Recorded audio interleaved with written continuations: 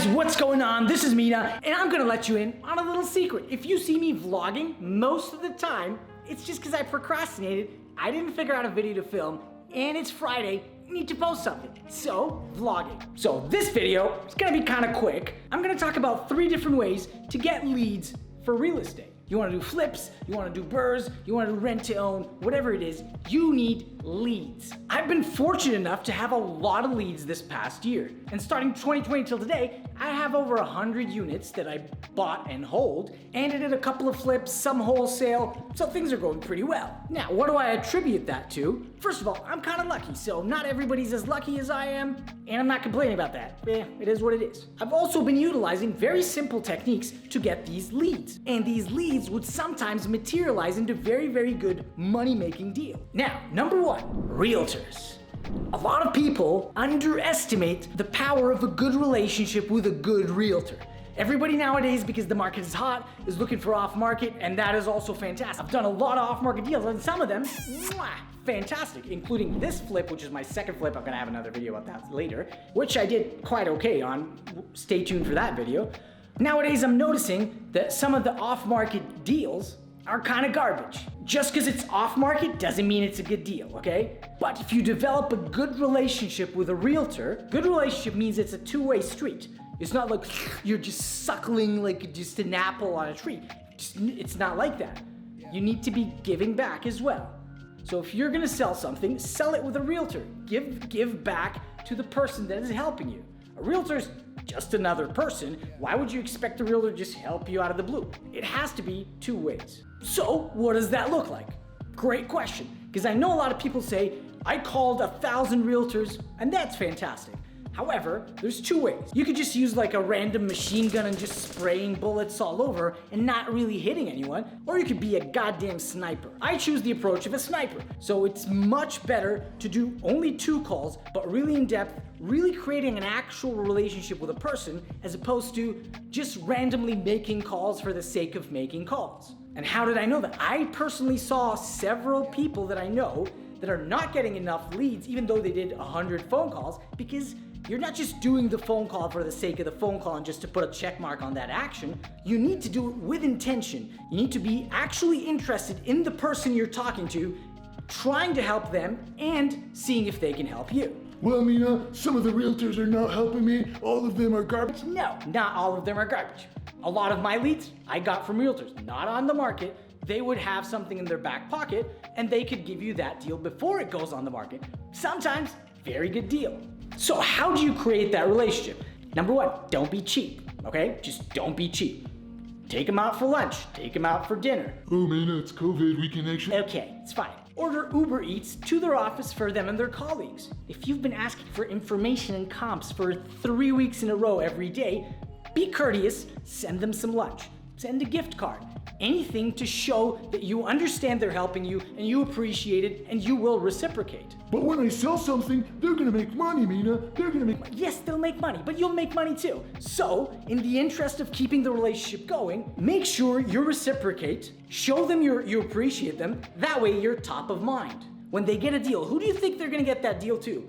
The dude who's been suckling information for months and is not doing anything, is not giving them anything back, or the guy that even maybe he didn't buy anything from them, there was no monetary exchange yet. However, the guy appreciates them, sends them a gift card every once in a while. Uber Eats, lunch, fantastic. That's it. Upfront and honest, show appreciation, create a relationship, listen with those, stop yapping, do this. Well, maybe I shouldn't talk because I yap a lot, but listen more than you talk. Number 2, why am I changing? Because I'm in my second flip and it's on the market today and I want to show it off. It's fine, it looks great. Look at this shit. It's painted black. That means I'm a goddamn flipper. If you paint shit black, that's flipping. So before we fully get into number 2, could we dude, they're never gonna press the like button. Stop saying it. Stop saying like and subscribe. They never will like and subscribe. No man, like some of them, they're just forgetting and they're actually like the video. They're gonna press like and they're gonna press subscribe and they're gonna comment. I promise you they're gonna comment. Just give them a chance. Say it again. You're pathetic, you know that? Just stop. Stop man asking for like and subscribe. Just stop this. Okay, you saw these 2 dudes? Come on, okay. Number 2, I've been doing this and I got a lot of success. is, or whatever the neighborhood or the area you want to buy in, go walk there yourself and talk to random people. They don't have to be homeowners. You don't have to see the deed to their house. It doesn't matter. Conversations always create opportunity if you listen. Stop yapping, more listening. What I used to do, maybe this is too crazy, you don't have to do that exactly. However, I used to walk around with a bunch of $50 notes, so the pink dollar note, the Canadian one, it looks like this, in my right pocket, and in my left pocket, the green 20, looks like that. And I used to have conversations with people. And if someone was quite engaged, and I realized, oh, he's a tenant in this area, I'm like, that's fantastic, how'd you like living there? Oh, the landlord is garbage. Oh my God, it's so, ding, ding, ding. Let him talk, stop interrupting, let the story continue. What happens after that, if it sounds like a good lead to me, whatever it is that I'm thinking at the time, I slide my hand into my right pocket, give him a $50 note, tell him, here's 50. If you connect me with the landlord and I actually give him an offer and close, boom, I'll even give you another $1,000. But he doesn't have an incentive. He doesn't believe you. You're a random dude on the street. So by giving him the $50, I am telling him, dude, I just gave you money. I don't know you. So the likelihood of me actually paying you if you get me information is pretty damn high. Now, full disclosure, I spent around $3,000 that way, all just walking around, throwing around money. A lot of them didn't give me anything. However, I got 2 deals that way, and I made a bunch of money from that. And it well overpaid for that $3,000 that I let go. And till this day, literally 3 days ago, I got someone call me. He was one of the green paper folks, so I didn't really believe in him that much. He go, hey, remember last year you gave me this?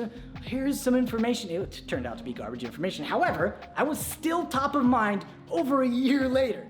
So don't underestimate the power of people in the neighborhood. People like to be heard, so use this thing. Now, number 3, and this is heavily underutilized, and there's a lot of potential there. If you already have existing buildings, or you know someone who has existing buildings, and they're renting them out, what is the first thing that you look at? Great question. You look for references. Whoa, Mina, what's a reference got to do? Relax. What is a reference, really? A reference is a number of another landlord that owns another rental property that is a tenant coming out of it. So that means maybe the unit is vacant. Maybe they left the landlord because the property's shitty. Maybe they're, whatever it is, ask OFQ. I've said this 1,000 times, nobody gives a shit. One further question. Ask them, so what was going on in your old property? Oh, where is it? Oh, is that where it is? Great. Mina, the other property was with a property manager. Okay, man, stop with the negative shit. It might be with a property management company, but it also might be with an owner directly. So, you could also call them. Oh, hello there, sir. My name is Mina, and I'm the owner of 123 Main Street. So introduce yourself, come from a place of authority. People like to speak to people with authority. So, this is who I am, and this is my building, and this is why I'm calling. So, Mrs. X was looking to move into my property and was just looking to get some references. What was your experience with her? After that, keep asking question after question, open-ended, let them talk. Was the property destroyed? Did the tenant do something? Is he bitter about the property? Is he fed up of landlording? Try and get what is going on in that dude's brain. And luckily, if they have a problem and you, being the creative, smart little cookie you are, you may be able to solve that problem. And in the process, helping them, and you get a deal. Anyways, that was my quick video for today. I'm gonna have to go upload it in my car because it's already Friday. It's just too late. Anyways, thank you very much for watching. Hope you subscribed or whatever. But if you didn't, I'll get you in the next one. Thank you.